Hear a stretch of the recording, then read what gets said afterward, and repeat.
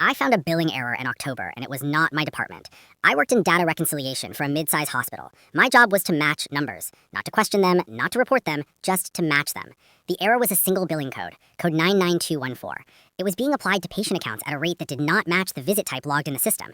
I checked it once, I checked it twice, I checked it a third time because I wanted to be wrong. I was not wrong. The code was being used to upgrade routine visits to complex consultations on paper. The difference per visit was between $60 and $90. I culled a sample, 212 patients in one quarter. I did the math. I sat with it for 3 days. I did not go to my supervisor. My supervisor reported to the CFO. I went to the hospital's internal compliance inbox. It was an anonymous submission system that most people in my department did not know existed.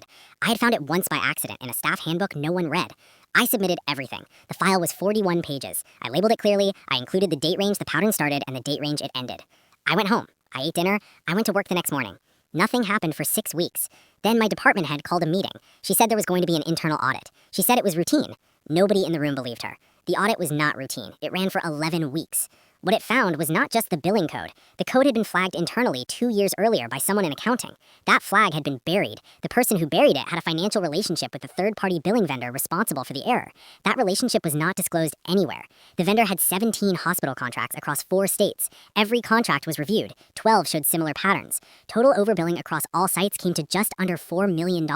3 people were terminated. 2 faced criminal referrals. The vendor lost all 17 contracts in 1 week.